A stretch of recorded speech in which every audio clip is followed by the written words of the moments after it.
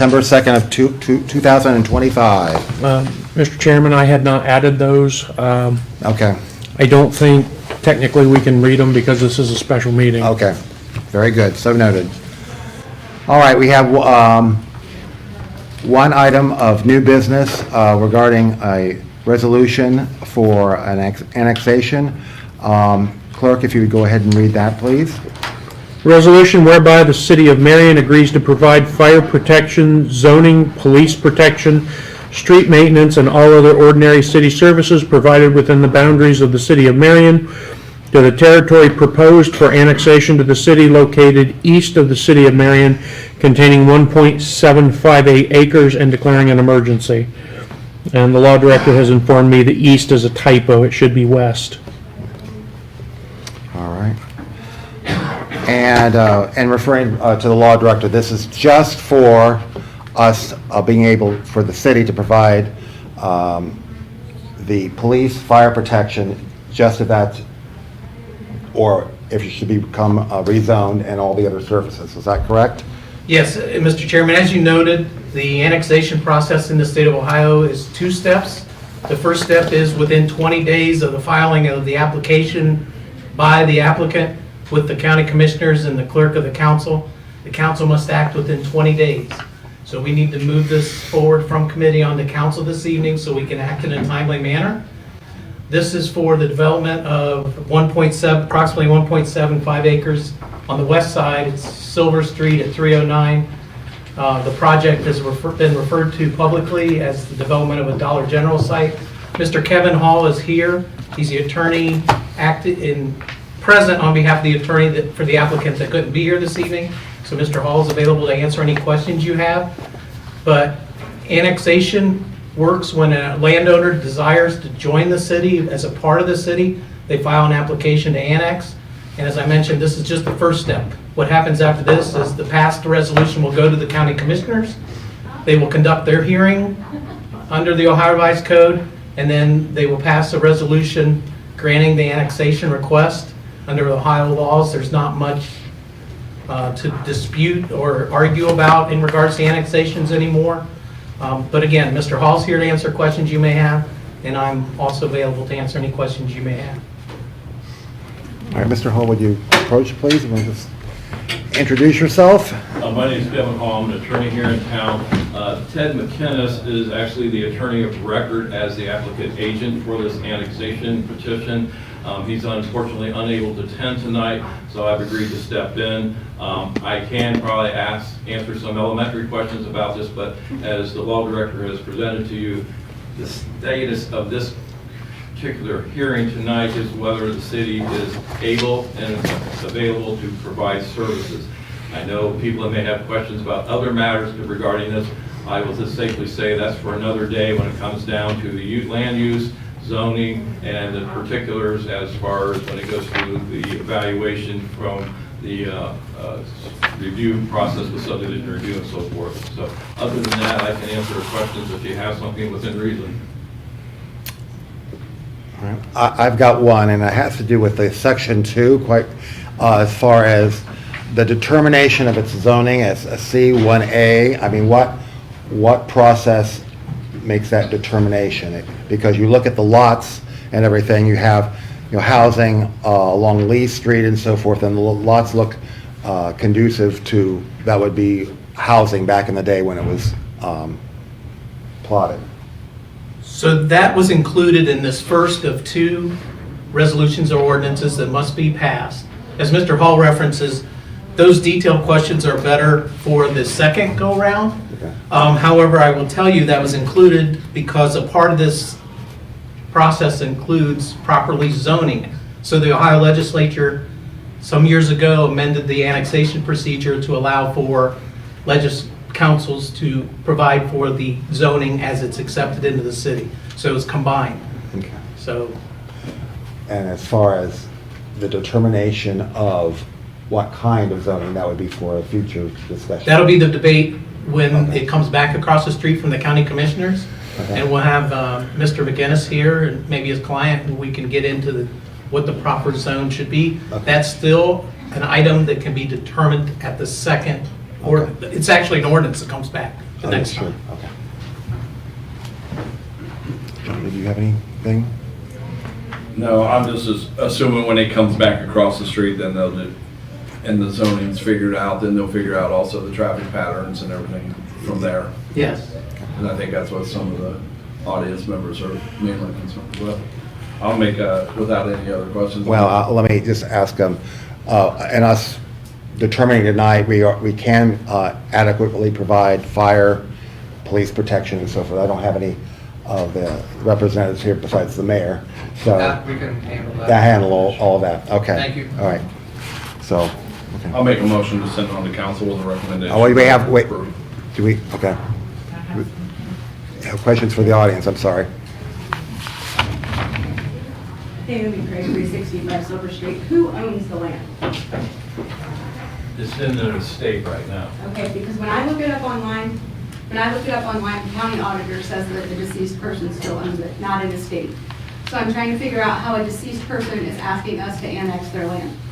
I don't see a probate case open in probate court. We went through this last year, Mr. Kreider, you weren't here. I was called a liar. I was called spreading rumors. Mr. Hall has the answer to your Okay. question if you give him a chance to answer. Yes. Sit down, I'll be glad to No, take the I'm not floor. sitting down. I don't have Okay, to. well, I'll take the floor then, thank you.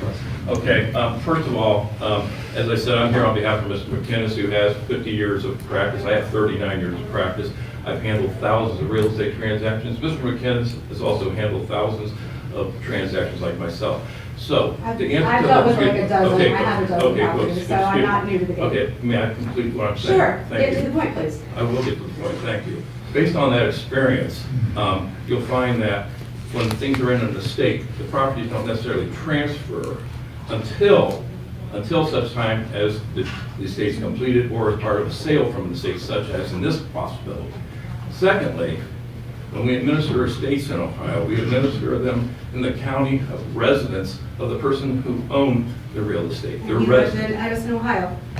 That is in Morrow County. I know. So, Yes, well, the attorney for the estate, I know who that is, and I'm going to pass it on to Mr. Russell to understand that we know that there is an estate, we're moving forward, and I think private matters, as far as estate and how things are handled, are something that really doesn't matter here, other than that we have the proper applicant agent acting on behalf of the estate who has signed this application as an attorney licensed in the state of Ohio. Okay, So therefore, since you won't I don't tell think us this question's who- relevant. since he won't tell us who, last year when this went down, there was a meeting at a church over on Lee Street.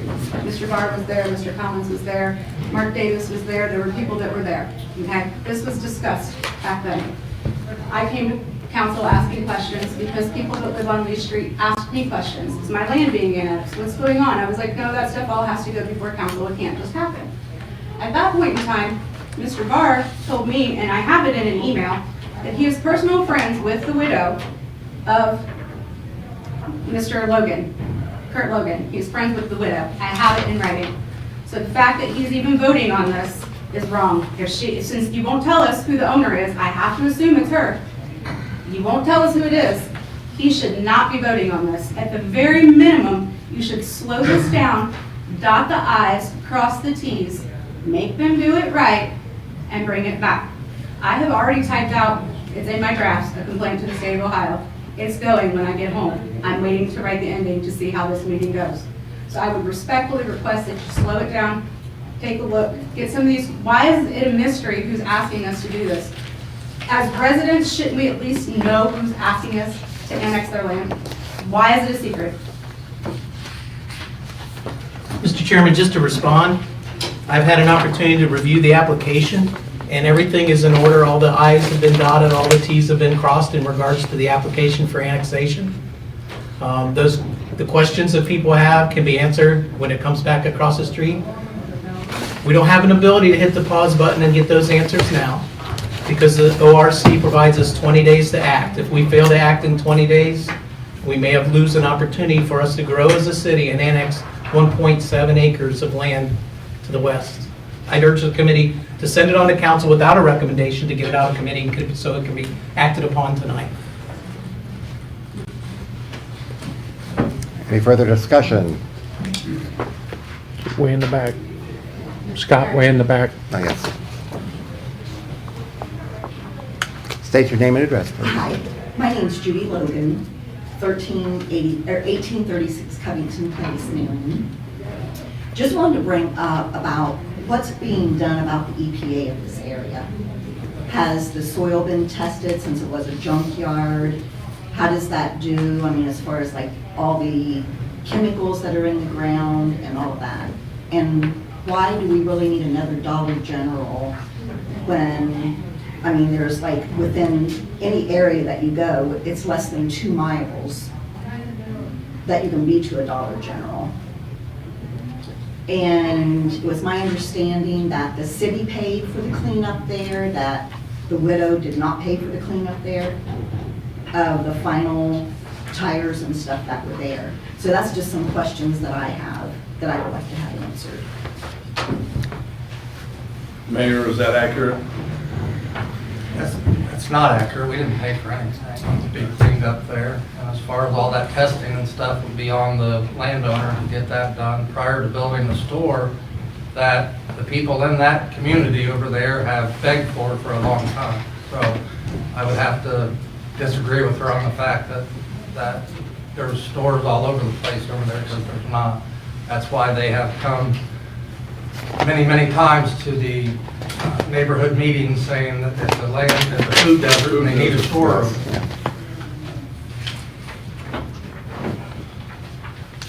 Well, there's a motion on the floor. Go ahead. What was, can you repeat that motion? Yeah, I'll make a motion to send on to council with a recommendation to approve. Recommend, and not, no recommendation, correct? I said with a recommendation to approve. Okay, all right. I'll go ahead and second that. And we do have you. Okay. Let the record show I'm here. It does. Okay, yes. I will wait to, you've heard part of this.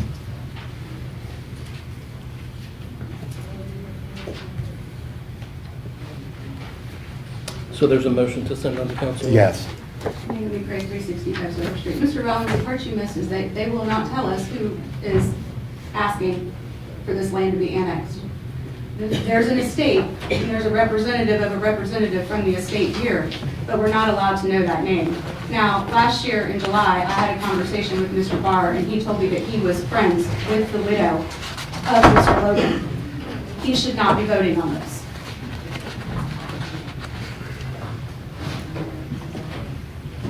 I just want to speak, there is no mystery here. This is an estate in the name of Curtis Logan. The estate through its agent, which is Mr. McInnes, is asking that. So it is the estate of Curtis Logan. I can't help that some people don't understand the process. Thank you.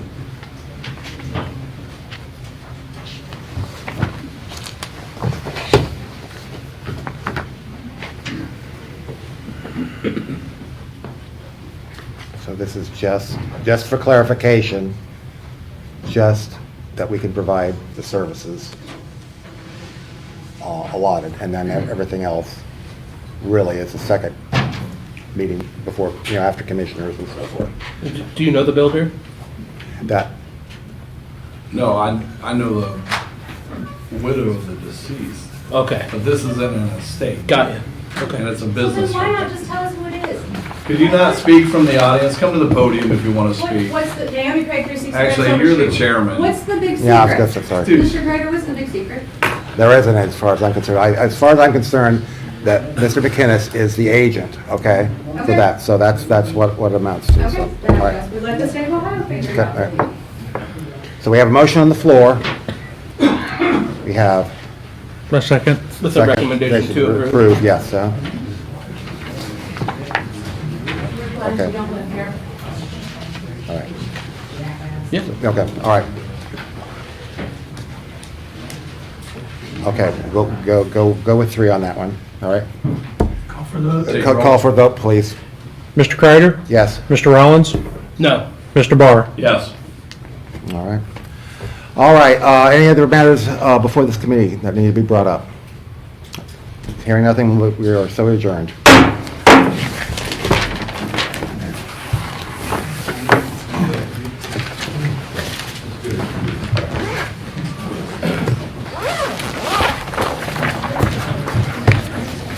Yes.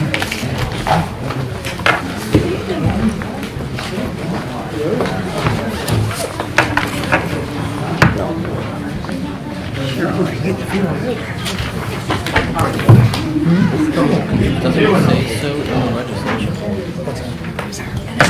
I don't know what he looks like, but I figure we'll find out here real quick. See you later, Connie. Council tonight. Unfortunately, my husband is in the hospital today. So I took some drugs, so I pick it back. It depends on the issue. Yeah, sure. First, I just said, yeah. From the legal voters over there. 3 minutes. You good? From Champagne. I'm singing for the audience. It's like elevator music.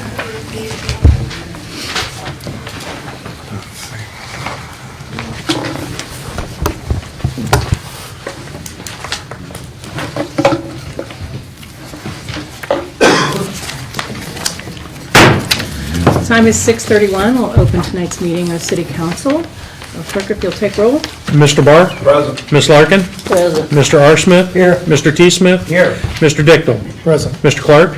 Present. Mr. Kreider? Present. Mr. Rollins? Present. Mrs. Stoneberger? Present.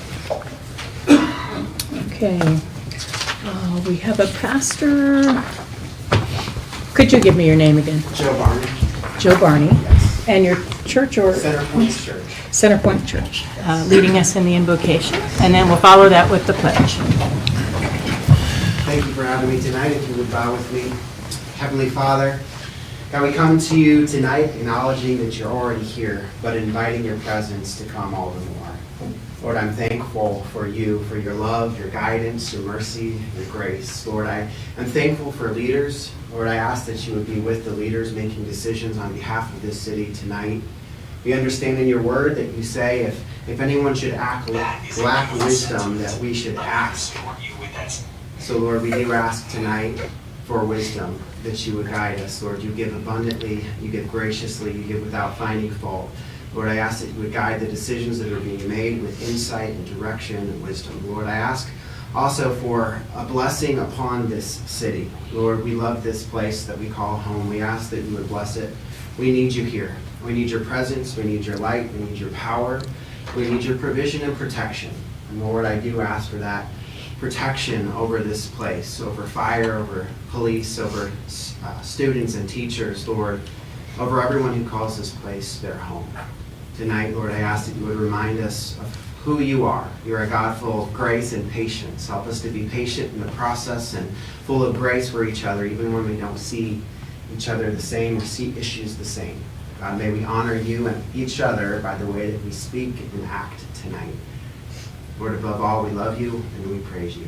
It's in Jesus' mighty name I pray. Amen. Amen.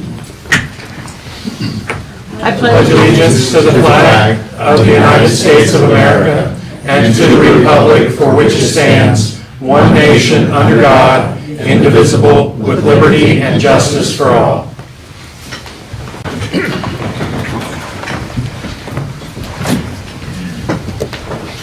We have a mayoral proclamation. We start with the mayoral proclamation for Developmental Disabilities Awareness Month. Good evening, thank you, Madam President. We have people here from NYDB. See, we got quite a few here. So we have a proclamation. It says, whereas Marion County Board of Developmental Disabilities was created by the Ohio Senate in 1967.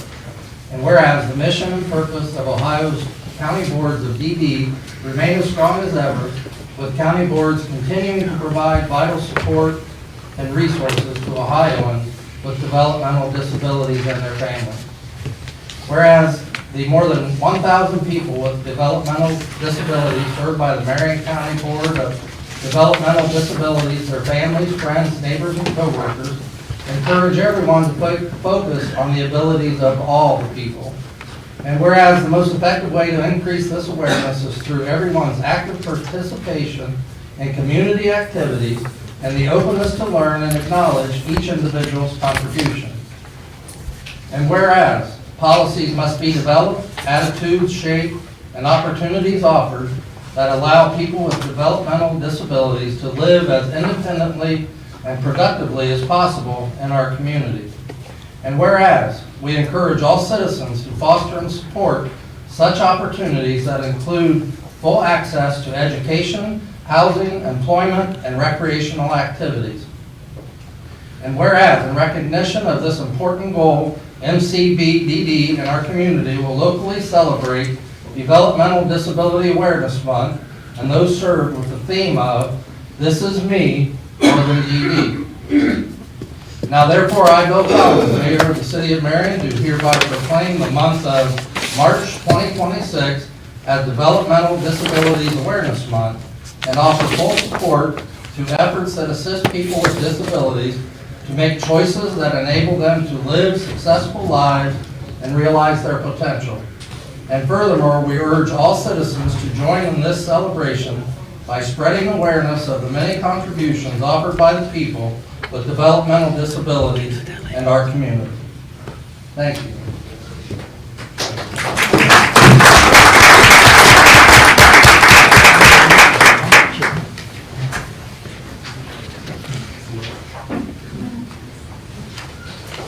Thank you for having us today. I am Nikki Workman, and I just wanted to introduce you all to a few people that are served by the Marion County Board of ED. We have Les here. They are one of our partner providers. Many of you, I'm sure, have heard of Marca. This is just another one. We have over 50 providers. So I wanted to bring someone different than the usual one that you know. So we have here this guy, Dakota. We have Justin. You gonna be shy now, Justin? And then this is Andrew. And this is the mayor. So can we get a picture? Congratulations. Thank you. You're welcome. All right, guys, want to get a picture? Sure. Do you guys want to tell them kind of what the county board does for you real quick? One of them is sports related, especially Olympics. Because right now we're in the track and field and volleyball season right now. Okay. Good. These are two of our blessed program directors too. DSPs, we have a couple DSPs back here. Those are direct support professionals. All right, we ready? Yeah. We were late to the party. All right, ready? 1, 2, 3. All right, thank you for letting us join you.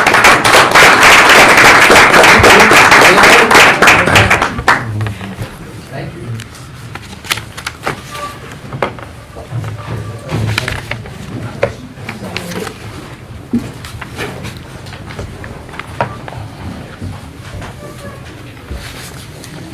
Thank you, Mr. Barr.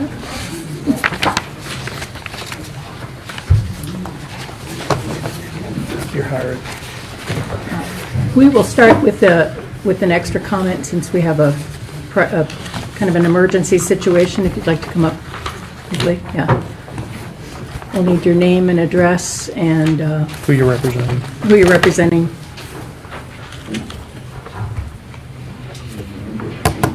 Hi, how are you? Speaking, I live at 624 Concord Avenue, and I'm with the League of Women Voters of Marion.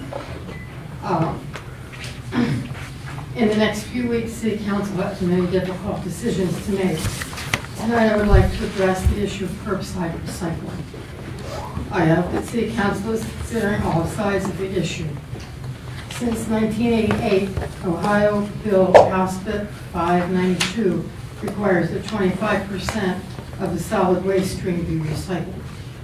The DKMM has a solid waste plan listed on their website, and I hope that everybody on council has read it. Many factors must be considered when dealing with the solid waste stream. First of all, new landfills are difficult to site. When a new one is needed, it will more than likely be further away. There will be the expense of developing a new site. Tipping fees at a transfer station will have to go up. It is imperative that as many materials as possible be kept out of the landfill. After conferring with Jenna Hicks, the department director, I learned that statistically 70% of the materials that are now recycled will end up in the landfill if curbside recycling ends. Only 30% of residents are likely to use the drop-off locations, and these drop-off locations come with their own set of problems when users do not use them properly. The DKMM has grants and other methods for helping the city with recycling. To get that help, the city must write a proposal with a well-written specific request. I suggest that the mayor, a representative of the city council, and Greg Mays, and the city grant writer meet in person or virtually with Jenna Hicks and see what options are available to keep curbside recycling in the city of Marion. I also would like to direct you to your own website, and I won't read the whole thing, but in it you state that recycling saves energy, conserves natural resources, reduces litter, reduces pollution, creates jobs, helps our economy, can reduce the amount of land needed for landfills, freeing more land for parks, farms, homes, and people and wildlife, and reduces the amount of environmental damage caused by landfills. Thank you. Thank you. Do you mind restating your name a little louder? Yeah, Ruth Jane Bicking, RJ Bicking, is what I'm known by. Okay, thank you. And it was for the League of Women Voters of Marion. Thank you very much. Okay. Summary of proceedings, council. You have in front of you, Mr. Smith? I have a correction. Yes, I found one. Page 3. I don't have a page number. It's pretty simple. What do you have? Mr. Rollins got promoted to law director. Congratulations. I knew it was going to happen. I was just waiting. Yeah. I thought I had gotten all those out of there. Thanks. Mr. Paul. The only one I found was the how, which should have been who. I think, it was page, I have a page here, page 5, where Miss Peterson is speaking. It's just simply strange. Anything else? Mr. Arsman. I'll make a motion to approve. A motion to approve the summaries. Mr. T. Smith, you have the second? Yes. All right. Hearing nothing further, let's go ahead. Mr. Barr? Yes. Ms. Larkin? Yes. Mr. R. Smith? Yes. Mr. T. Smith? Yes. Mr. Dickel? Yes. Mr. Clark? Yes. Mr. Kreider? Yes. Mr. Rollins? Yes. Motion carries unanimously. 8-1. Old business, item number 1, ordinance 2026-018, MMC 194.081, tax code. Ordinance amending Chapter 19.4.081, credit for taxes paid to other municipalities, last amended by Ordinance 2023-029, as amended. This comes out of your committee, Mr. Rollins? Yeah, this came out of finance. It was amended, I believe, last council meeting. The original proposal would have taken the 100% credit down to 0%. It was amended during the last meeting to a 50% credit. If there are any questions, open to those at this time. All right. Thoughts and wishes of council. Mr. Barr? Make a motion to suspend the 3 reading rule. We have a motion to suspend 3 readings, and Mr. Clark? I'll the second that. Okay. Okay. Mr. Barr? Yes. Ms. Larkin? Yes. Mr. R. Smith? No. Mr. T. Smith? Yes. Mr. Dickel? Yes. Mr. Clark? Yes. Mr. Kreider? Yes. Mr. Rollins? Yes. 7-1, Motion carries. motion carries. Mr. Barr? Make a motion to adopt. We have a motion to adopt from Mr. Barr. It looks like a second for Mr. Dickel. Any further discussion, council? All right, hearing none. Mr. Barr? Yes. Ms. Larkin? Yes. Mr. R. Smith? Yes. Mr. T. Smith? Yes. Mr. Dickel? Yes. Mr. Clark? Yes. Mr. Kreider? No. Mr. Rollins? No. 6-2. 6-2. It's adopted. Yeah, that counts. It is adopted, 6-2.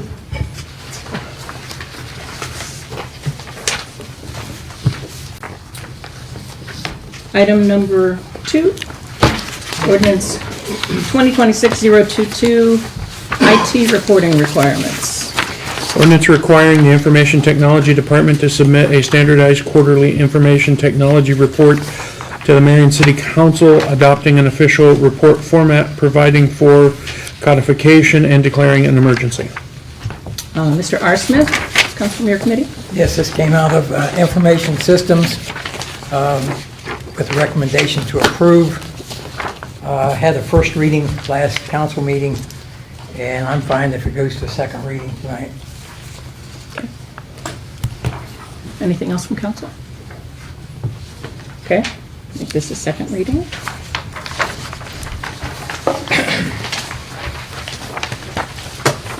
Item number 3, ordinance 2026-023, zoning, BZA fees.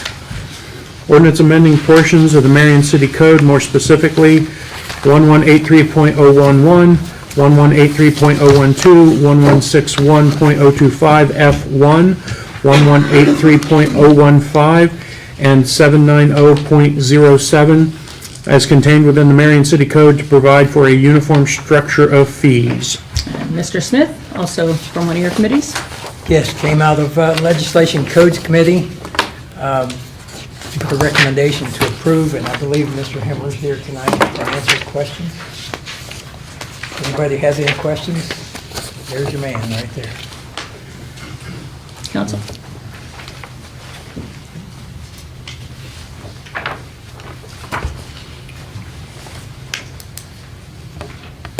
Second reading. Second reading, okay.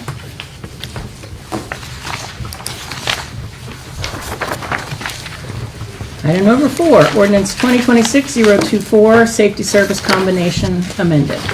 Ordinance reestablishing the Department of Public Safety/Service, repealing council's previous separation of the safety director and the service director ordinances in conflict, enacting all necessary measures to enable the recreation of the Director of Public Safety Service, amending the Yarger report, and declaring an emergency as amended.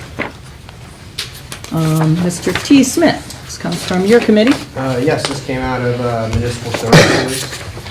This is the second time we're doing it. It was amended the last council meeting. We do have a new job description with tonight, so I would like to make a motion and amend and add that job description to tonight, if we could do that. I'll second that. I have a motion to amend and a second from Mr. T. Smith and a second from Mr. Rollins. Update the job description. Update. Who's chattering back there? We need to keep it quiet in the audience, please. Thank you.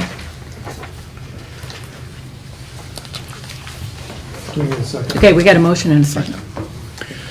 You ready? I did second. Yes. Oh, yes. Yes, Yeah. you do have a Yes, second. you did. Mr. Barr? Yes. Ms. Larkin? Yes. Mr. R. Smith? Yes. Mr. T. Smith? Yes. Mr. Dickel? Yes. Mr. Clark? Yes. Mr. Kreider? Yes. Mr. Rollins? Yes. Motion carries unanimously. I gotta read it again. And yes, you'll need to. Ordinance reestablishing the Department of Public Safety and Service, repealing council's previous separation of the safety director and the service director ordinances in conflict, enacting all necessary measures to enable the recreation of the Director of Public Safety Service, amending the Yarger report, and declaring an emergency as amended.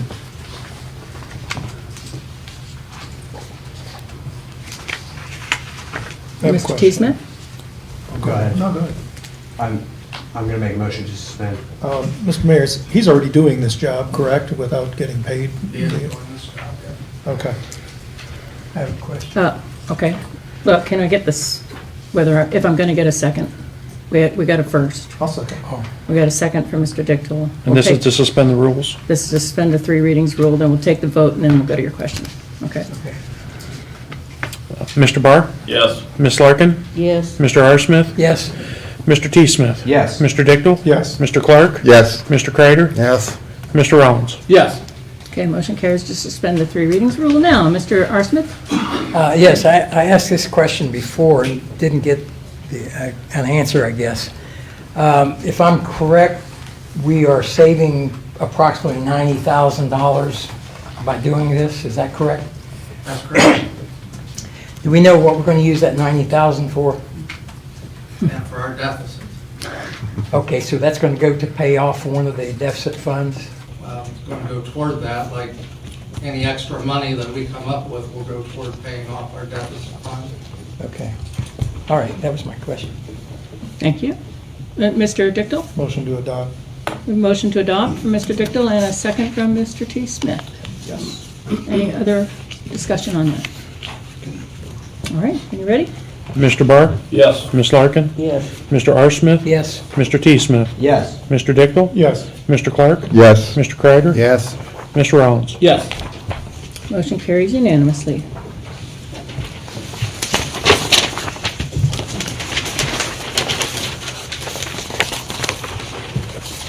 Item number 5, ordinance 2026-001, budget. Number 4. An ordinance to make appropriations for salaries and benefits and other expenditures for all funds during the fiscal year ending December 31st, 2026. Mr. Rollins, from Finance? This did come out of finance with the recommendation to approve. If there are any questions, I'd be happy to answer them.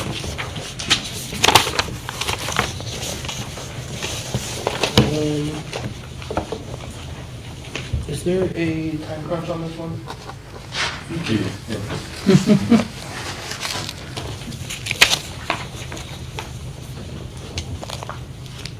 Mayor There Collins? actually is time crunch on this one because we're on the budget, right? Because we have to have it sent to the state before April 1st. That's us passing our temporary operating budget. It was passed all along knowing that we had to pass end of the year budget by April 1st. So that is what this is all about, is 2601, which was the original budget that was presented. I wanted to go over a few cost-saving things that we've done and will continue to do throughout the end of this. And want everybody to know tonight that if you pass this, we can still amend it later on throughout the year. We can come back and make changes if we need to, but we have to have this to the state before April 1st. I wanted to highlight that for the 2026 budget, through the cuts that we've made through attrition and cuts to positions, with the fire department being down, the police department being down, we have been able, the engineer will no longer be here as of April 1st. If we're not doing any projects, it's really hard for me to keep an engineer here on staff. And we're not going to be doing any big projects here in the near future until we get caught up.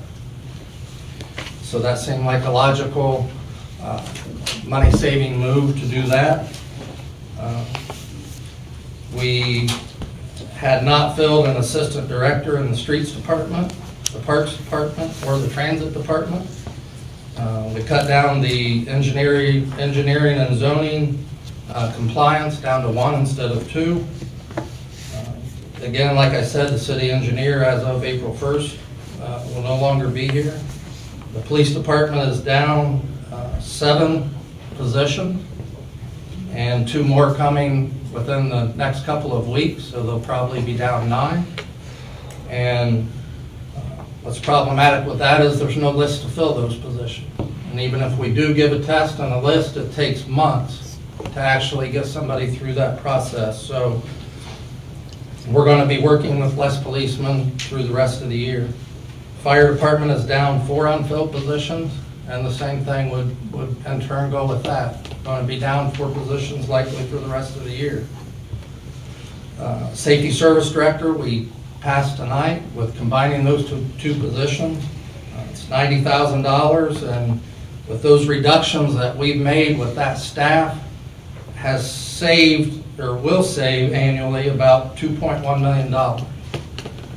So when we talk about the budget, and I know you guys got a document a couple weeks ago that showed like a $6 million deficit. I wanted to explain that a little bit. That's really not accurate, in that 2025 hasn't been closed out for the city yet because we're still waiting on 2 payrolls to get entered into our financial software from November and December. Hopefully that will be done within the next couple of days. The state is helping us with that and helping us work on that. When that's done, then we'll be able to close out 25. What's important to know about 25 is there's several funds that have not been closed out that still have money in that their ending balances will then come forward into 26. So that will help significantly on what you guys saw or perceived as a $6.1 million deficit. That will take that down in ballpark numbers to $3 million or less. And with the cuts that we have proposed in our recovery plan, with the increase in the storm sewer rates, the sanitation rates, possibly doing away with curbside recycling,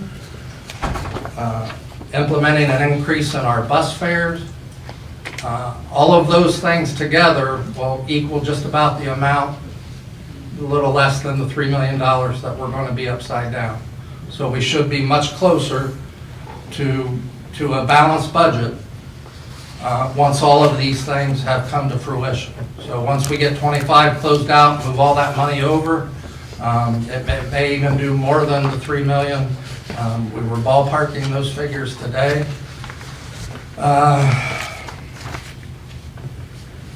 There also in those amounts, in the revenue lines, there were some grants that, an easy example is like the softball fields. It shows like a balance of $40-some thousand. That's only because we haven't got reimbursed for the money yet. There was a grant, we paid for it, submitted for reimbursement, and we have other areas that are just like that.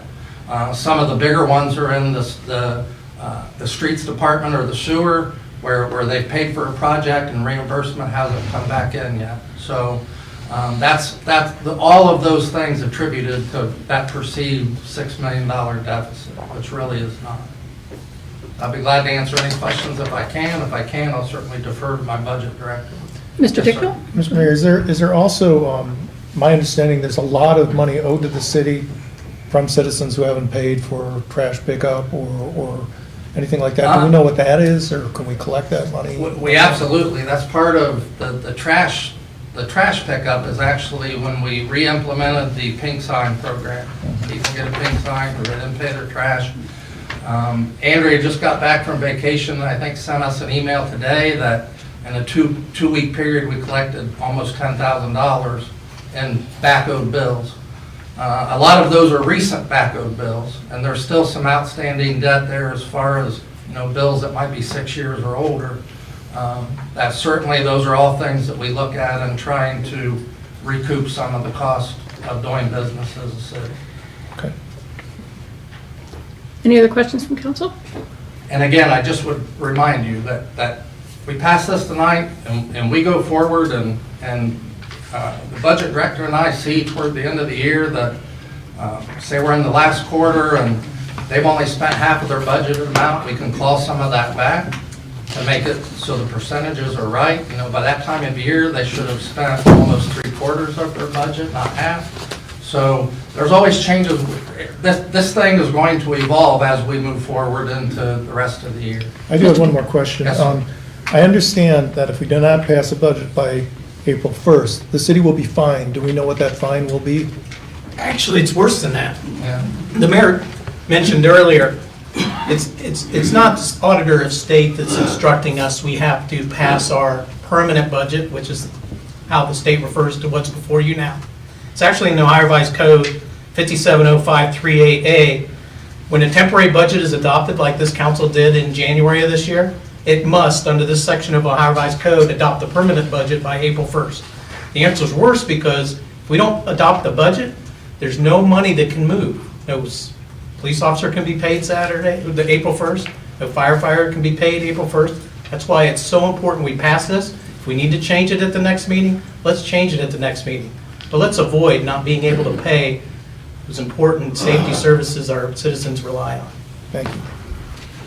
Thank you. Mr. Kreider, did you have a question? Yes, I was going to ask the mayor or Chelsea. The meeting for the state, is that going to be right at the first, and then they're gonna respond for our status and so forth? So the recovery plan and the Yes, budget are two right, separate things. So right. the budget has to be submitted. Once, if it's passed tonight, we'll let the representative of the state know tomorrow that it was passed tonight, and an ordinance move forward, and then they'll know that we're good to go. If it doesn't pass tonight, we'll have to notify them tomorrow that it didn't pass and what our next step is. And if it's passed, then a couple of weeks perhaps before they get a response, then? Yeah, sure. Yeah.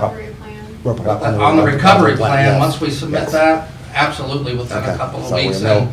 And the reason I say probably less than a couple of weeks is they're kind of working with us as we traverse that road. Okay. So they kind of know where we're at and what our plan is and the things that we've posed to council to try to get where we need to be. So if we have to readjust anything, we've got perhaps their recommendations. We don't necessarily know that, but. Sure. Yeah, and then that will, Sure. they'll get a lot of time, I Right. would think, to adjust. Okay. Yeah. Thank you, Mayor Collins. Something else, I have a Mr. question Smith? for the law director. This ordinance has an emergency clause on it. If it goes, does it have an emergency clause on it? Let's double check that. No? No? Okay. So I question that because this is an appropriation ordinance. As the Director of Budget Management has reminded many meetings, this is just as to expenditures or appropriations. That's the only part of the budget the council has to approve. So what you see is the precedent that's established for decades, if not a century, of how the ordinance appears, but it's just the appropriation. An appropriation ordinance in the state of Ohio passes immediately upon the passage by the council and the signature of the mayor. That answers my question. Thank you. Thank you very much. Any other questions, council? Mr. T. Smith? Yeah, just whoever can answer this question, just on a couple of specific funds here, like the aquatic center. It says that it's 238,000, 175,000 in the red. It says it's supported with the general fund and the hospital lease and admission. What is the reason for the 238,000 to begin with in the deficit? So the easiest way to answer that is to say it's our bond payment for that property that was built back in 2012 or whenever it was built, and the money that was borrowed to build that facility. We're still paying interest and principal on that payment. So the pool last year almost broke even. I mean, as far as our expenses and our payments, as far as what we're paying people and the admission price we get, a little less than breaking even, but then you add that mortgage in there, and that's what throws it into the red generally. Okay. We could be open all year down there and probably not make enough to pay the mortgage on that. So I think it's due to be paid off by 33, something like that. So we have, a handful, 6, 7, 8 years to still pay on that bond. Okay. And the hospital lease, actually, the money that we get from that goes toward paying that mortgage. And another question, I guess, what would be wrong with council just removing all these amounts that are in deficits from the budget completely, and then as the departments need them, they can come back for an appropriation mid-year or as they need the money? I'm not sure I follow your... Why would we approve this, like this specific fund in the aquatic center? Why would we approve that with 238,000? You can make a motion to amend anything in there that you'd like, sir. Okay. If we don't pay it, I think that the people we owe the money to are going to have something to say about that. But, Yeah. I mean, I'm not saying that to be a smart aleck, but that's one of the things we have to do. And I know, at times people say, well, don't open the pool. Not opening the pool really saves us no money, and then we're not bringing any money in. Right. Well, I'm talking about overall. I don't know how we pass a budget that says we have $6 million in deficit, I thought I just explained that. Well, I tried. understand what you Right. explained, and that all made great sense, but 'Cause I guess the alternative to that is, if we don't pass it come April 1st, we won't be able to pay any bills or pay anybody because we won't have a budget in place. okay. Thanks. Wishes of council. We're waiting on public comment till the end, as instructed. Mr. Barr? I'll make a motion to suspend the 3 readings. I'll second. We have a motion to suspend from Mr. Barr and a second from Mr. Dickdale. You ready? Mr. Barr? Yes. Ms. Larkin? Yes. Mr. Harsmith? Yes. Mr. T. Smith? No. Mr. Dickdale? Yes. Mr. Clark? Yes. Mr. Kreider? Yes. Mr. Rollins? Yes. 7 to We 1. got our 7 votes, just as so suspension can occur. And Mr. Barr. Mr. Barr, did you have your hand up? Sorry. After you move on. No, just, I was just making a motion to adopt. okay, motion to adopt by Mr. Barr. I'll second. Second from Mr. Clark, I see. We could reverse that for some fun. Anyway. All right. Just quick point of order. Other I believe discussion? you had questions on the floor, and we haven't opened that back up yet, so. No, I was just going to make sure we finish that out. Well, before, we haven't voted on the motion to adopt yet. Any further discussion from council?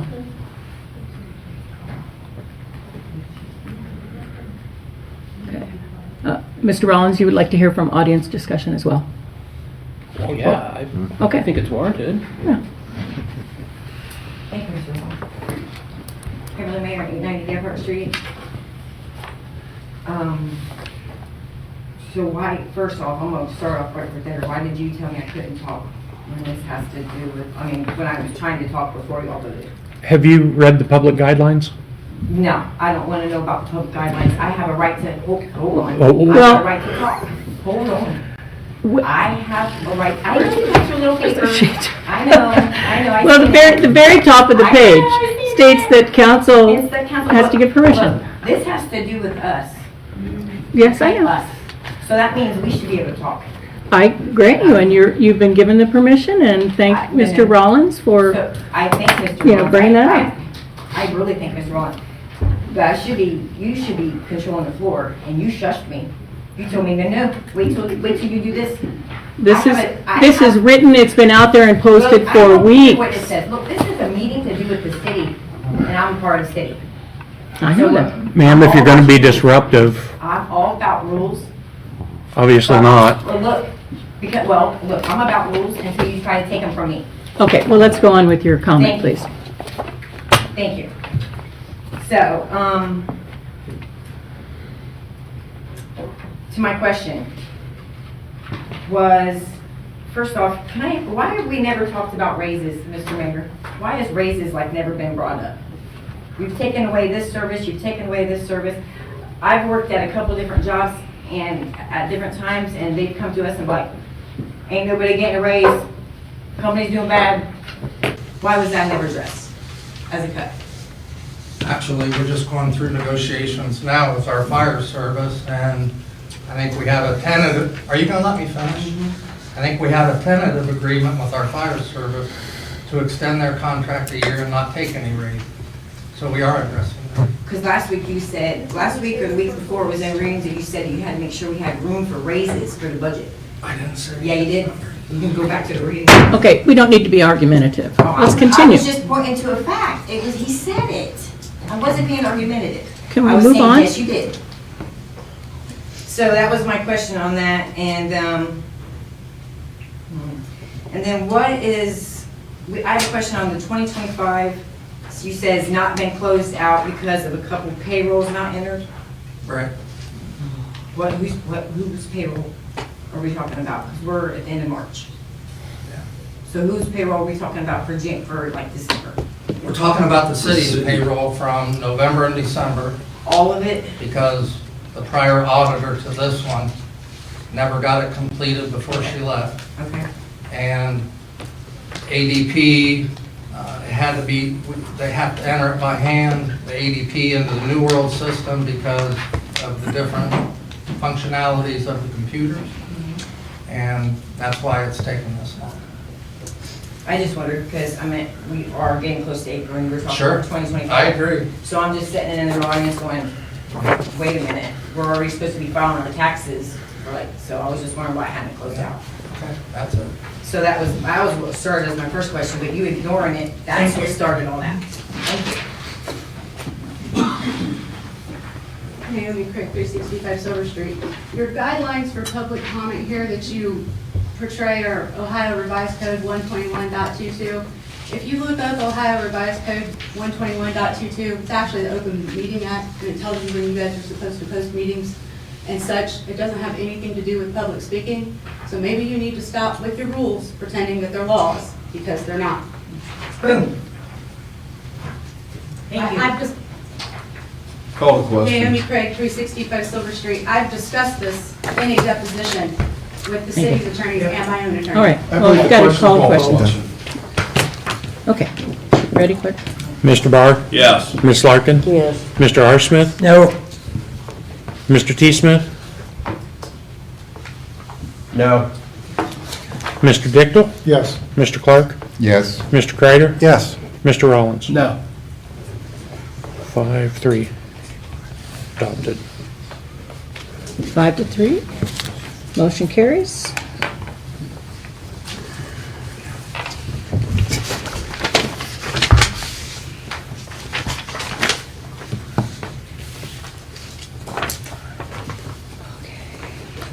New business? Yeah, finally, new business. Item number 6, ordinance 2026-026, fiscal year 26. Ordinance authorizing the Safety Service Director to apply for fiscal year 26 FAA AIP grant funds and fiscal year 27 ODOT Aviation grant funds for reconstruction of one-way 1331 surface navs and lighting design at the Marion Municipal Airport and declaring an emergency. Mr. Clark, this comes from your committee? Yes, this ordinance is to apply, is to apply for the grant money to design the resurfacing of, what is this one, 1331 runway, which is the secondary runway. And there are several changes that the FAA has put in, but this is for design only. We do not know that the FAA will want us to move forward with this, but this is for the design.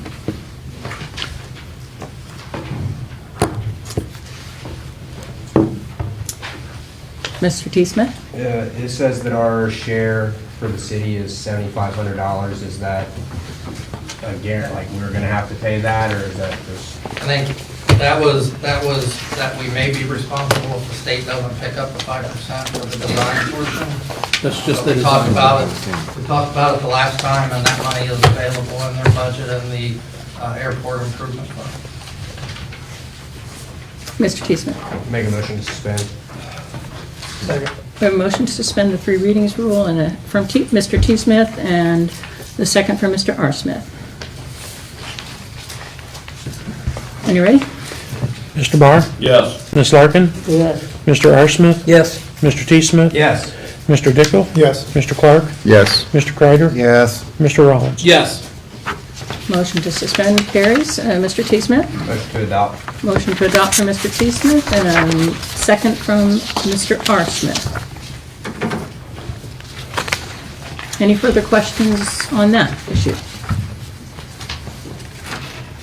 Hearing none, go ahead. Mr. Barr? Yes. Ms. Larkin? Yes. Mr. R. Smith? Yes. Mr. T. Smith? Yes. Mr. Dickel? Yes. Mr. Clark? Yes. Mr. Kreider? Yes. Mr. Rollins? Yes. Motion carries unanimously.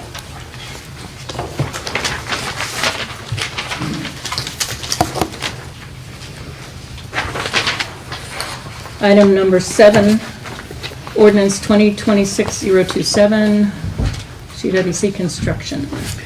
Ordinance authorizing the Safety Service Director to apply for fiscal year 26 FAA AIG grant funds and fiscal year 27 ODOT aviation grant funds, accept grant fund offers, advertise for bids, and enter into a contract for rehabilitation construction of taxiway C at the Marion Municipal Airport and declaring an emergency. Mr. Clark, also from the committee. Okay, this is obviously to address safety concerns on taxiway C, which includes pavement, lighting, and navigation aids. The FAA will pay 95%, ODOT will pay 5%, and Marion may be responsible for 0 to 5% of the project, and it's an estimated cost of $326,000.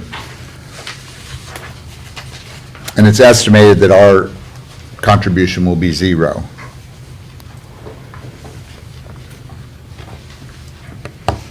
Mr. T. Smith, Motion to suspend. we have a motion to suspend the 3 readings rule. Mr. Rollins has a second. So, Or no, you have a comment. second. Okay. Okay. Mr. Barr? Yes. Ms. Larkin? Yes. Mr. R. Smith? Yes. Mr. T. Smith? Yes. Mr. Dickel? Yes. Mr. Clark? Yes. Mr. Kreider? Yes. Mr. Rollins? Yes. Motion carries unanimously to suspend. Mr. Rollins? I'll make a motion to approve. Mr. R. Smith? Second. We have a motion to suspend for Mr. Rollins and... No, motion to approve. Oh, I'm sorry. We already We just suspended, suspended correct? Yeah, I'm still looking at that column. Okay. From Mr. Rollins and the second from Mr. R. Smith.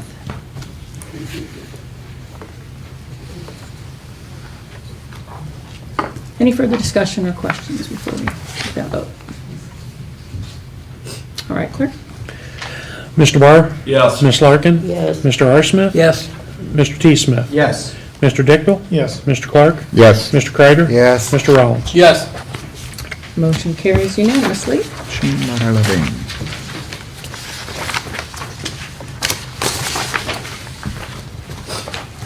Item number 8, Resolution 2026-007, Ohio Opioid Participation Agreement.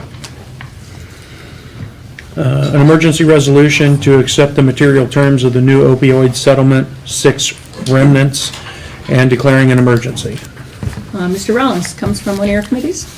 This does, yeah. This, like several others that we've been involved with before, is coming through the Law Director's Office, although this one is a little different from some of the others that we've navigated before, so I'm going to turn it over to the Law Director. So thank you, Mr. Rollins, Madam President. This is about the 6 or 7 ordinance that's come before council to authorize the city entering into agreements to resolve the opioid crisis. What I mean by resolve is to recover monies for the costs that we incurred by the drug manufacturers.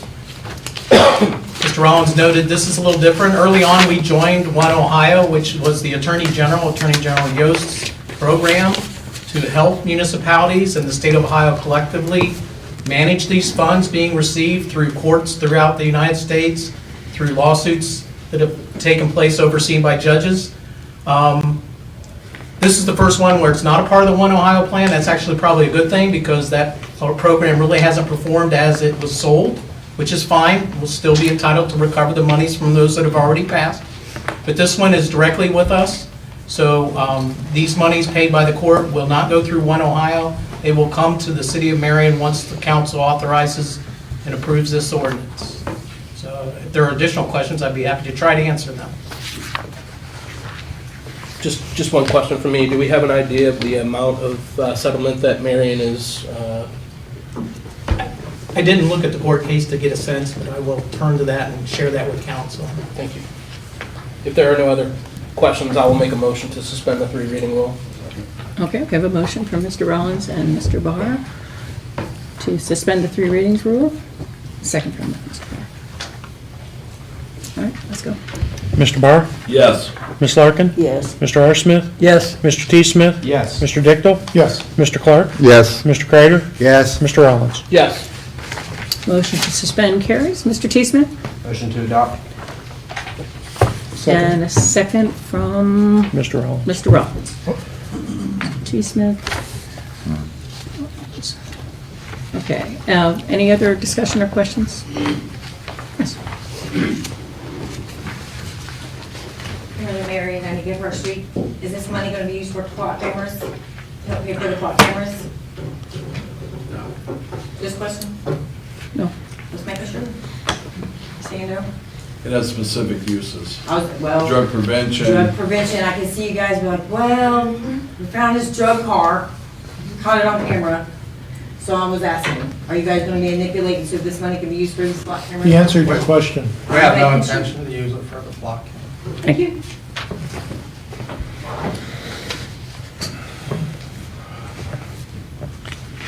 Anything further? All right, take roll. Mr. Barr? Yes. Ms. Larkin? Yes. Mr. R. Smith? Yes. Mr. T. Smith? Yes. Mr. Dichtel? Yes. Mr. Clark? Yes. Mr. Kreider? Yes. Mr. Rollins? Yes. Motion carries unanimously.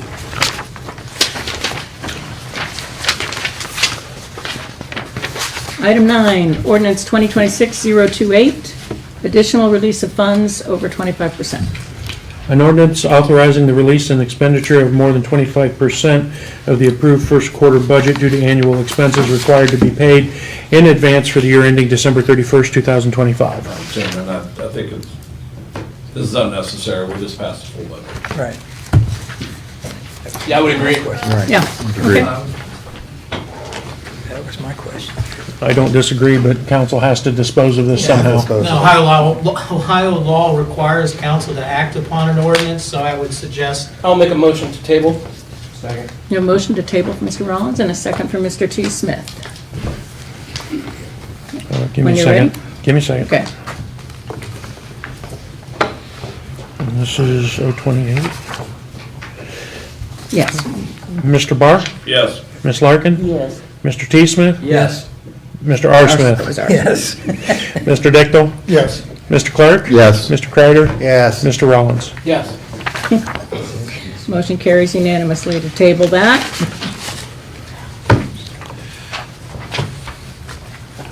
That was the 25%. Okay. Item number 10, Resolution 2026-008, annexation Silver Street Dollar General. Resolution whereby the City of Marion agrees to provide fire protection, zoning, police protection, street maintenance, and all other ordinary city services provided within the boundaries of the City of Marion to the territory proposed for annexation to the city, located west of the City of Marion, containing 1.758 acres, and declaring an emergency. Mr. Kreider. This came out of zoning annexation with a 3-0 recommendation to approve. It's my turn to law director, should be. It did not. All right, 2-1, I'm sorry, 2-1. I stand corrected. Asking the law director whether we should go ahead with the emergency clause to suspend with that because of the 20-day. So the answer to your question is yes. The Ohio Revised Code only provides us 20 days to act after the application has been filed. On the first act necessary, this is only the first of 2 actions necessary. More important action comes later, once the commissioners have done their part, send it back across the street. In 3 to 4 weeks, we'll be debating, we'll be answering questions that have been asked, and we'll be having the debate that was kind of took place in committee. But tonight is only the resolution of this council saying that we are capable and willing to provide fire safety, police services, sanitary, sewer services, and those services we provide to property owners. So it's important that we act tonight because of the 20-day window that's contained within the Ohio Revised Code. Okay, I'll go ahead then and have motion to suspend, please. A motion to suspend 3 readings. And a second, Mr. Smith? Yes. Or Mr. T. Smith? Yes. Yes. Okay. Let's go. Let's take a vote. Mr. Barr? Yes. Ms. Larkin? Yes. Mr. R. Smith? Yes. Mr. T. Smith? Yes. Mr. Dichtel? Yes. Mr. Clark? Yes. Mr. Kreider? Yes. Mr. Rollins? Yes. Motion to suspend the 3 readings rule. Got Yes. some audience people. Yeah. I see. Do we have the facilities at the current time, I'm talking electric and water, out at that site already? So we don't have to have any expenses as far as that goes? The sewer's right out in front of it, and water and electric, everything else is already right by there. Good. Mr. Dichtel, any other? I have a question for Mr. Rollins. I was at the committee meeting just before this, and you voted not to recommend. I'm just wondering what your thought process was on that.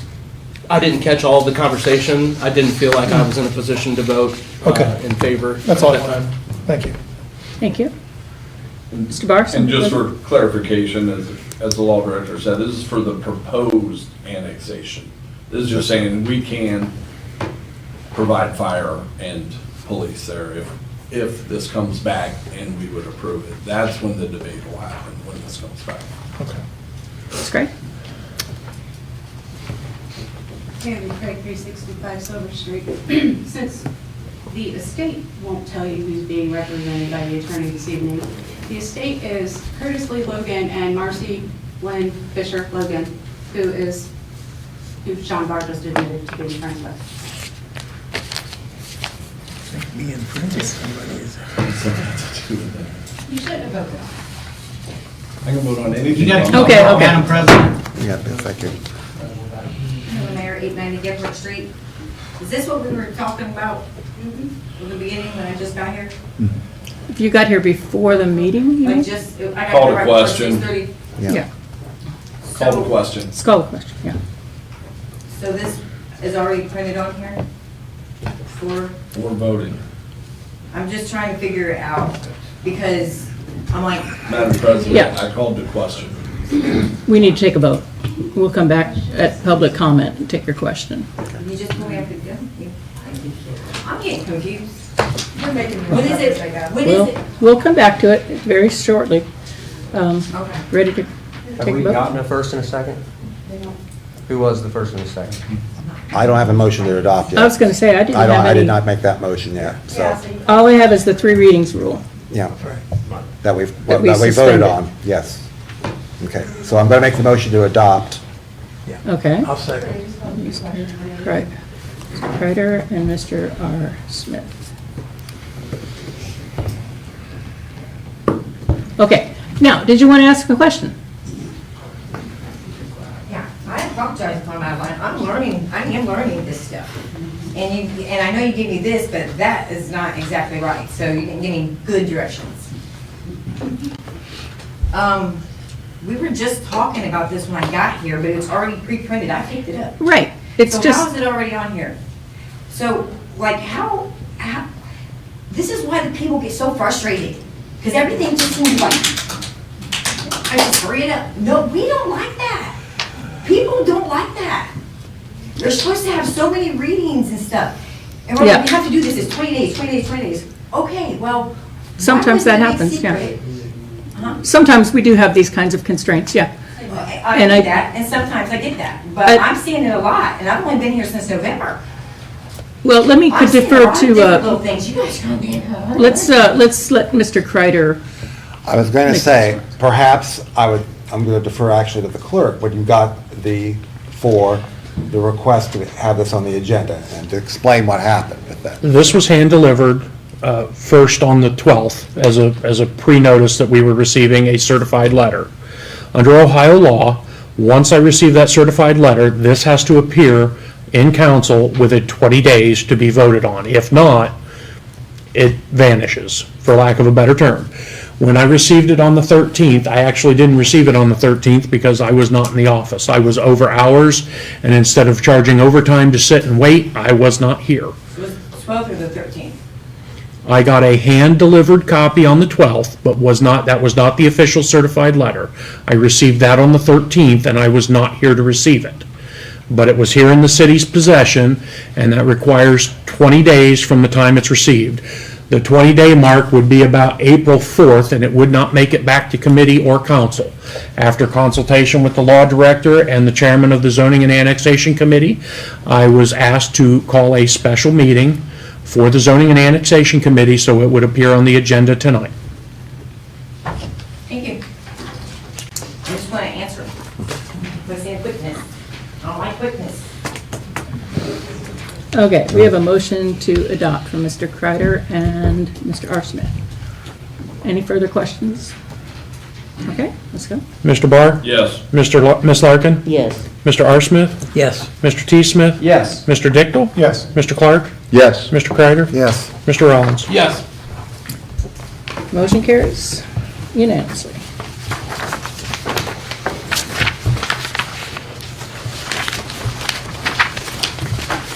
Matters not on the agenda, council. Matters not on the agenda, council. It's a big one. Matters not on the agenda, council or administration. Sir? I have a quick question. Yes. I know I'm no longer council at large, and just Ward 6, but is there anything that can be done, or is there anything we can do about that disaster, the old sanitarium on Main Street, that the windows are all blown up? Oh, the elite And apartments. there are things hanging from the trees now that have been blown out of the building. Somebody's gonna get killed from that building caving in. I don't know what we can do. What can we do? I'm just asking.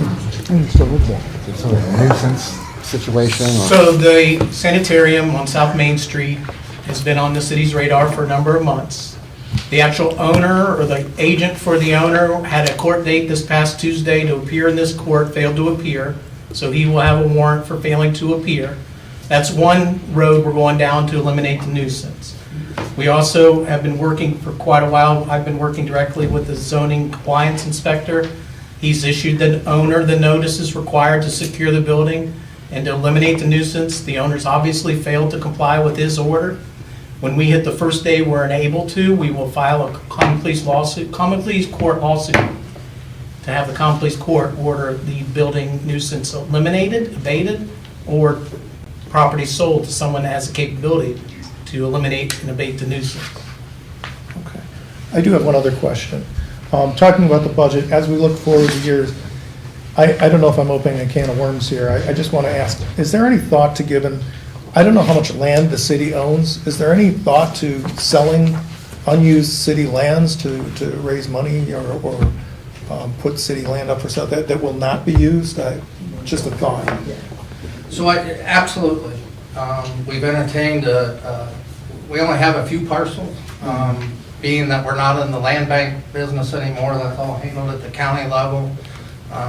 We may have had 1 or 2 lots left, and I think even those are gone, or we gave them to Tri-Rivers to build a new house on, something like that. So other than that, we don't have a lot of property, other than the parks that we have, and I probably wouldn't be akin to selling off some of our park land, but you know, there's a to go back to the place on South Main Street, the old sanitarium. We tried to address that right after I coming into office because I knew there was brownfield grants that you can get, and because the Ohio Historical Society deemed it historical significance. It's a haunted house. You can't use any grant. You can't use any grant money, so we couldn't even apply for brownfield money to tear it down, which would have been the best case scenario. But we can't do that, so it will end up falling on the owner of the property or through a court order, something like that, to get something done with that. It won't be a quick process, I can assure you that. Okay. Mr. Rollins, and then Mr. R. Smith. Yeah, just a quick question. Where does the project stand with water, sewer, and I guess road repairs on East Church Street?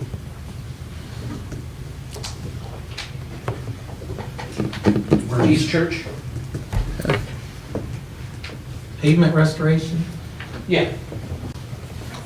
So Assistant Engineer Scott Bishop's probably best able to answer that. I don't want to speak for the mayor, but typically that excavation was caused by Ohio American Water installing the new water line.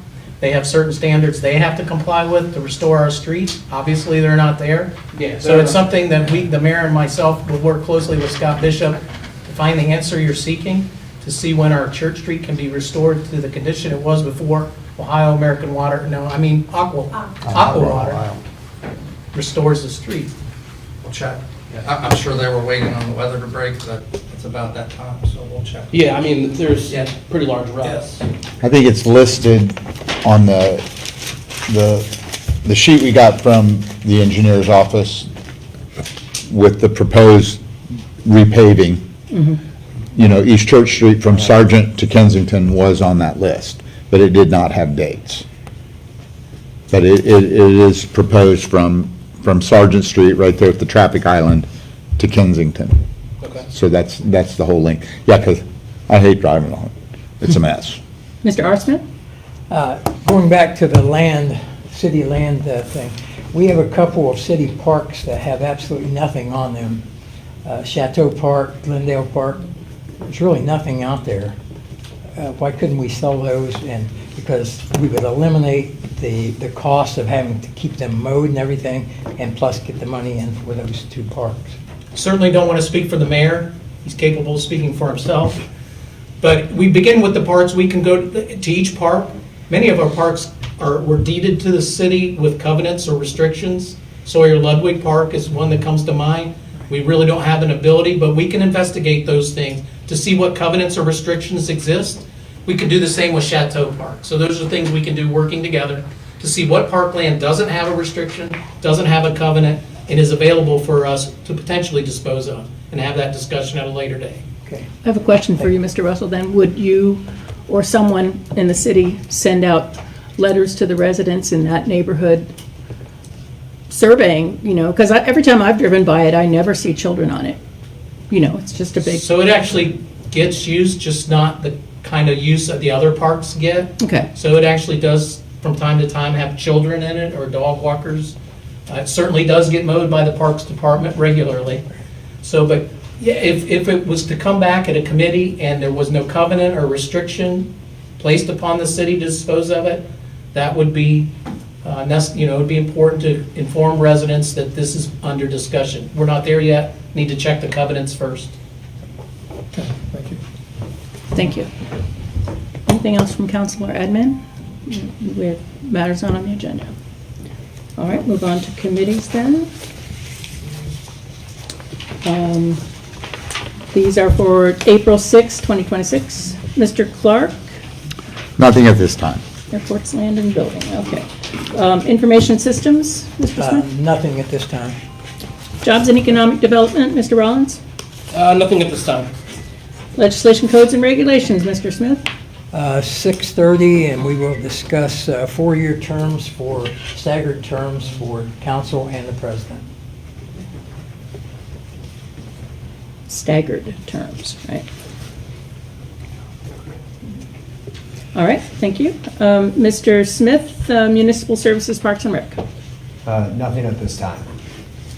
Public Utilities, Mr. Tickle. Nothing. Regional Planning, Ms. Larkin. March 25th has been canceled. The next one will be April 22nd at 7 p.m. Prospect Room. April 22nd in the Prospect Room. All right. Streets and Sewers, Mr. Barr. 635, road salt purchase resolution. Zoning and Annexation, Mr. Kreider. Nothing at this time. And Finance, Mr. Rollins. Yeah, we'll go at 6:40. Old business, we'll talk audits. I believe there is some new legislation as well. Okay, thank you. Public comments? Yes. I do. Please come to the podium and state your name and address clearly. My name is Shalene Purple, and I live at 980 Harding Highway, or which could be called 980 Kenton Avenue. I'm circling back around to not exactly the annex property, but to the dollar store being built. We have a couple concerns about, is the sewer system there going to be enough to handle that capacity of that building being built there, since that the sewer system already overloads on heavy rain. With that building being there, would that compromise that sewer system even more so? And causing our property adjacent to that to flood, is the first thing on our concern. The second thing that concerns us is that we would like to keep the property that is adjacent to that property, which is Euclid Avenue, that is undeveloped at this time. We would like to see that to stay undeveloped. Well, we're not opposing the dollar store. We would just like for these things to be met before that occurs, that those woods continue, the 60 foot of those woods be left as is, and that a wooden fence, 6 foot wooden fence be put down alongside their property, to keep trespassers from crossing our property to get to their property. It's not that we oppose it, those are the concerns that we have. I appreciate you bringing those up tonight. I think, like we said And that might be earlier. something I need to come back with. Yeah, so It may be. so when after it comes back across the street that they mentioned a few times tonight, and it comes back to change the zoning or act upon that, that's when, but I certainly understand all your And when would concerns. that be? When could I expect that to happen? It'll be publicly, it'll be put on the website. We'll let you know. I mean, Because, I mean, we was never notified until just the other day. and you wouldn't be until the zoning changes and that kind of thing, so. Okay, so we need to All come of back that to would, that. sure. Yeah. And may I ask one more question? Yeah.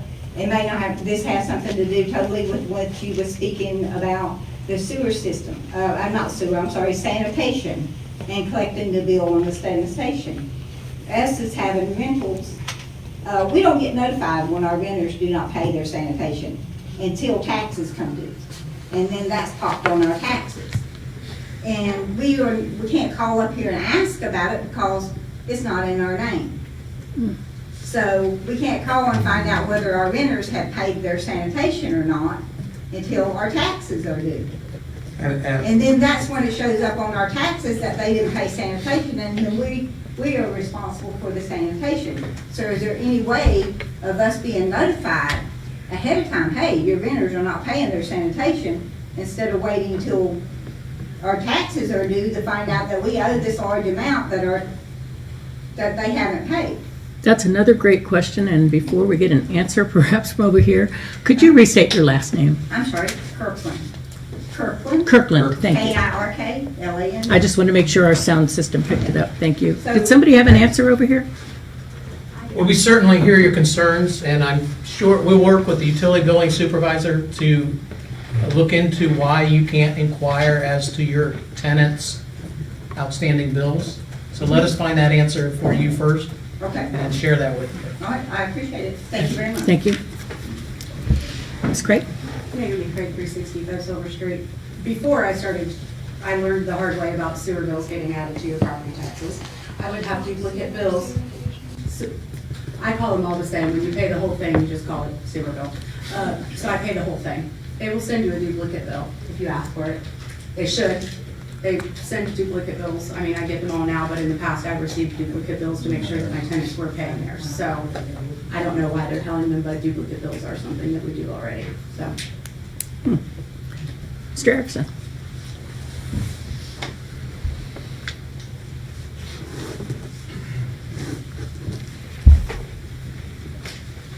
Daniel Erickson, 912 Cambridge Avenue. I'm here as a concerned citizen, not specifically speaking for anyone else. I'll make that clear. I am the lay leader at Epworth United Methodist Church, 249 East Center Street. The reason that I mention that connection will hopefully become clear shortly. I am here to express my concern regarding the designated outdoor refreshment area, the DORA, hereafter referred to as DORA, and specifically the expansion that happened several years ago. I want to be fully transparent and admit that I was not in favor of the DORA from the beginning. I don't mind if a restaurant has a patio in front of their spot, but I don't see how people walking around downtown with open containers of alcohol improves Marion's image. And in my observation, drinking seldom enhances somebody's social skills. So I have done some research and discovered that in the state of Ohio, there are at least 167 DORAs, at least one in each of 77 counties. There's only 11 of Ohio's 88 counties that do not have one. And obviously, many of those counties have a whole bunch of them. I know that many local businesses appreciate the additional foot traffic that the DORA is perceived to generate. And the police have indicated that very few instances of trouble have been directly attributed to the presence of the DORA. So, I I accept that the DORA is a thing, and was prepared to live within the Marion DORA given the original confines of the designated area. I only recently became aware that the original borders of the DORA had been dramatically expanded when I noticed signs posted on the utility poles next to our main entrance at Epworth Church and at the edge of one of our parking lots. These signs apparently went up during the flurry of rebranding that occurred last summer. The newer eastern border, so the expanded eastern border, now includes one of our church's parking lots, the parking lot to the west of the church building across McWilliams Court. McWilliams Court being that easternmost border. And finally, that brings me to the reason that I'm here. Epworth hosts recovery groups, AA and NA, meetings 6 nights per week. The parking lot that is now part of the DORA is where individuals who participate in those groups park. It's where they go when they're having a break. And in my way of thinking, allowing people to bring open alcoholic beverages into this lot is inappropriate, and it's insensitive to the individuals who attend those meetings, people who are struggling to make important changes for themselves, their families, and for this community. The parking lot is also used by the students at the Irie Dance Academy, a business that predominantly serves children. Also within the expanded DORA are Liberty Baptist Church and Hope Family Church. I've spoken with key individuals from each of those, and none of them were notified that the expansion was happening before or after it happened. The same is true of Epworth United Methodist Church. We were never notified that this was happening. Liberty Baptist was not in the location, I should be clear. They were not at the location where they are now prior to the expansion, so they would not have been notified. All of the people that I talked to indicated that they would prefer not to be inside the DORA. Across Center Street from that location now includes an apartment building, a salon, perhaps 2, and a store called Bohemian Besoms. I'm unfamiliar with what they do, so I looked it up, and their website lists tarot cards, incense, smudge bundles, candles, Reiki healing, astrological consultations, but no mention of alcohol. All of this is several blocks away from the nearest restaurant or bar, and nothing in this area is likely to ever become a bar or a restaurant. There's no space for somebody to open up a restaurant or a bar. In the time since the expansion of the DORA, no new restaurants or bars have come into that vicinity. My proposal is that the eastern border of the DORA be returned to its original location, which is the alley at the eastern edge of Founders Park at the north side of Church Street. It runs past the barbecue restaurant, behind the barbecue restaurant that used to be Best of Memphis, then it was Ray Ray's, and I guess it's soon to become 101 Smokehouse.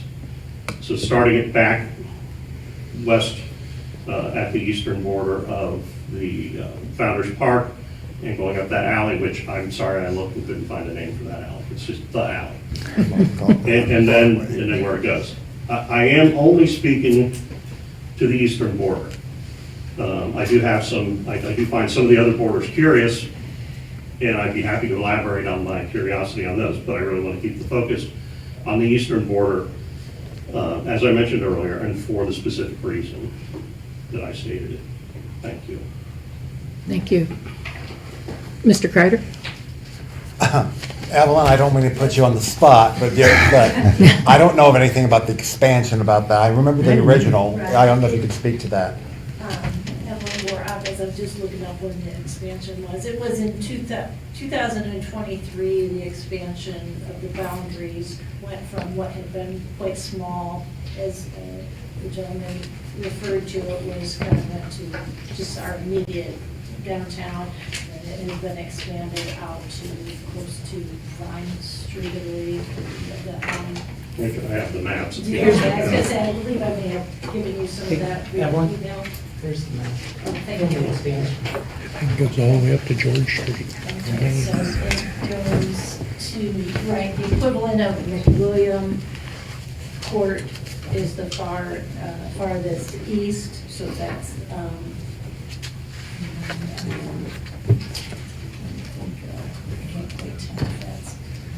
But, so that all occurred in 2023. The DORA can last, it goes for 5 years. You can amend it prior to that, but you'll have to review it in a couple years anyway. So I guess now you can decide whether you want to do that sooner or later.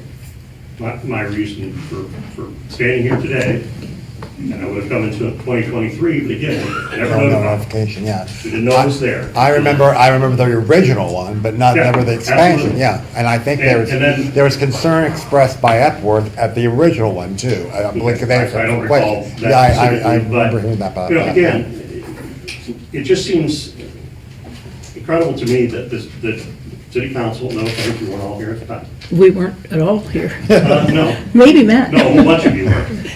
No. I was even slightly before this. But that you would just say, you know what, we're gonna just expand this right onto other people's property without letting them know it's gonna be happening.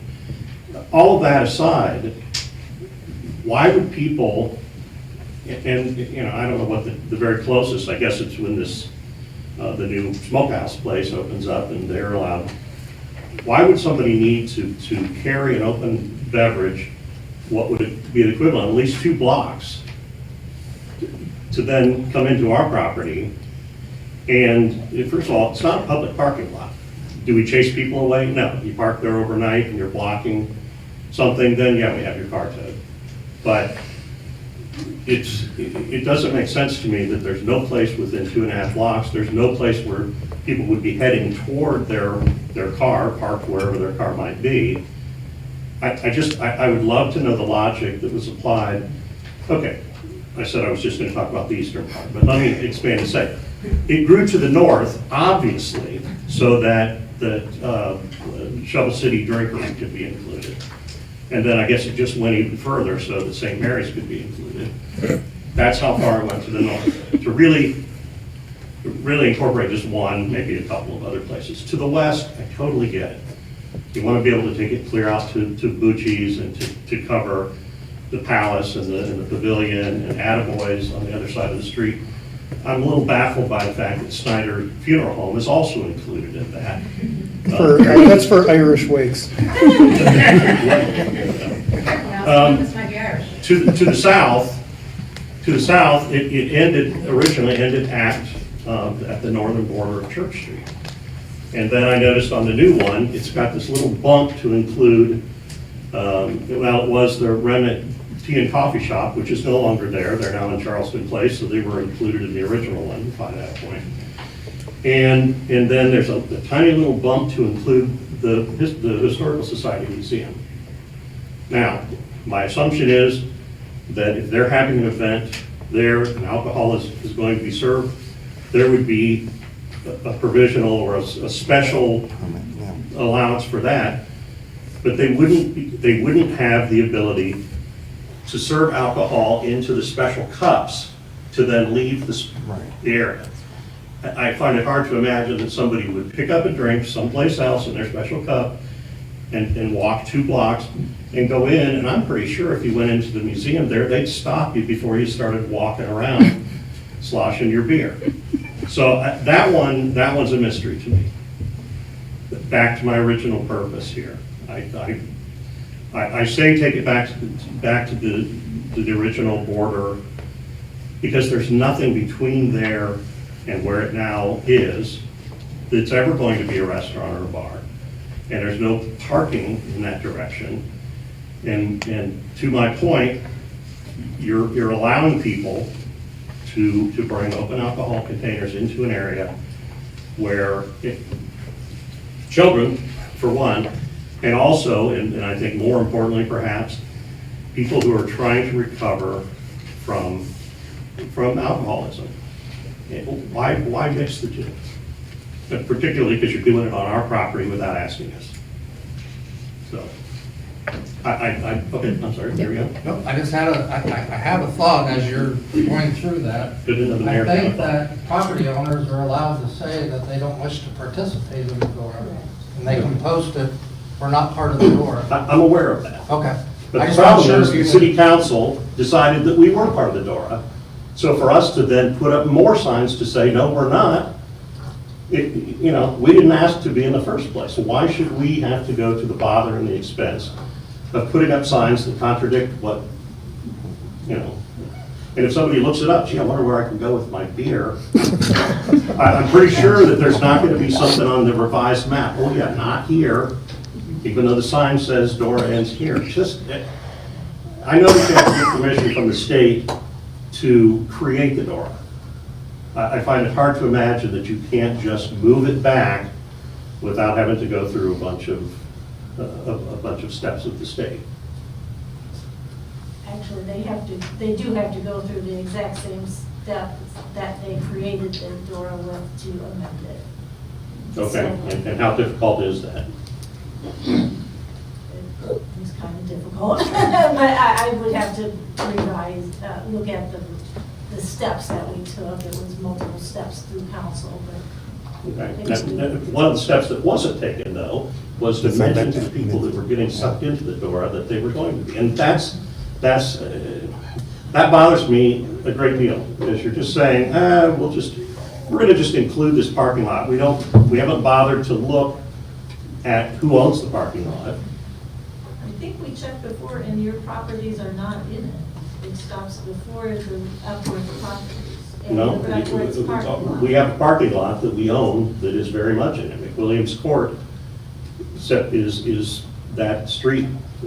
To the west of that is that parking lot. We own that. We own that, and we allow use of that and use of the part of our parking lot that is on the south side. It's behind Papa John's is what he's talking about. No, not that parking lot? It doesn't go down that far. I thought that was McWilliams. Here's Center Okay. Street. McWilliams Court is here. This parking lot right here is also ours. Okay. It's right next to it.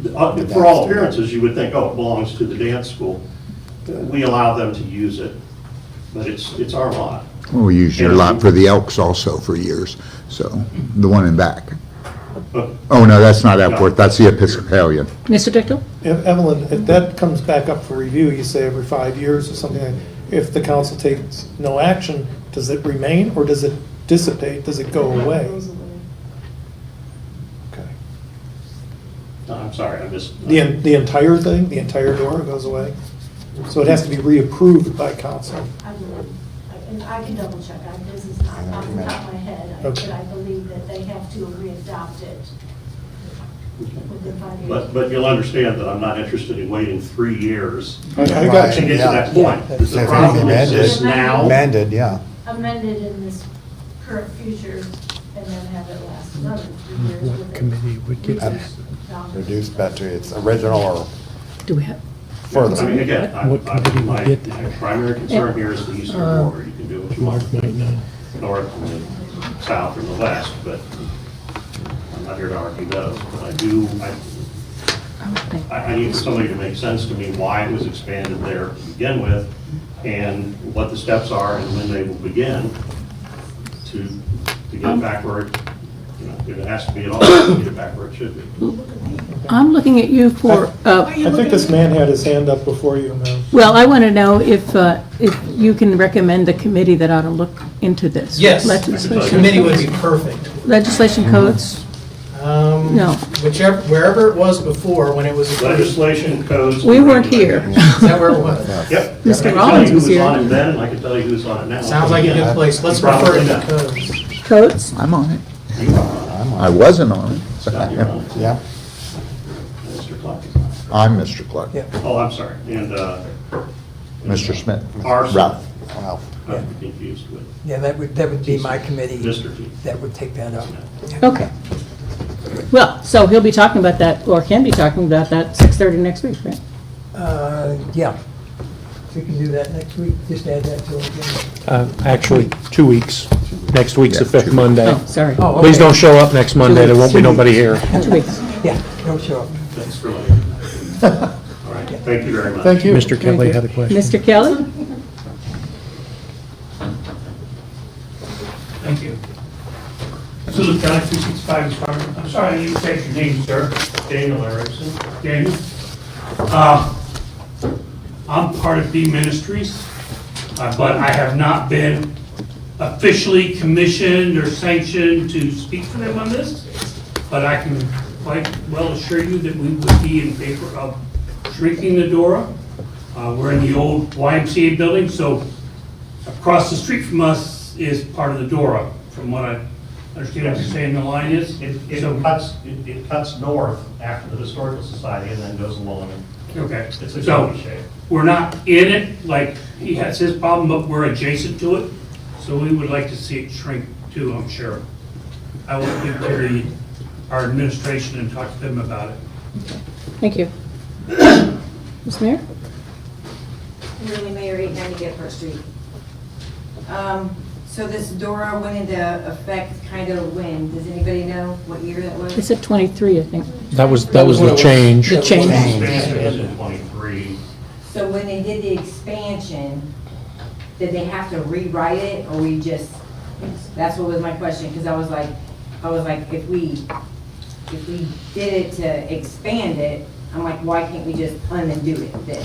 There were several things that were changed. We changed the speed limit, I believe. There was language about the speed limit through the DORA, et cetera. So there were several things that were There's a changed. document that we created, and then each part of it, gets adopted by council, and then goes on to the state Bureau of Alcohol, or whichever governing. I was just wondering, because I was just making sure that we weren't like, putting it in and then like changing it, and then we're wanting to change it back, and they're like, no, can't do that. I was just trying to make sure, because, yeah, I'm not for or against it. I just trying to make sure things are, because once again, I'm hearing, and I know it's not y'all's fault, but I'm telling you this so y'all hear it. Once again, the people didn't know. Do we need to get a page about this is what happened on Facebook, or this is what happened on council? The people didn't know. So how can you go up here and change it? And This then is a new council, though. Excuse me, but this is a new council, so we're trying to do better than that. And I get that, and I'm new at this. That's why I said you guys probably aren't the ones. But I'm telling you, as in these people, Marion wants us to know. Oh. And then if we're doing something and we're like all of a sudden hurrying up, that doesn't look good either. Okay.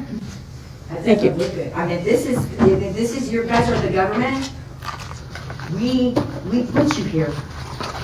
We put you here. Who voted you guys here? Okay. Anything else? Anything else? Seeing none? We are adjourned at 8:03.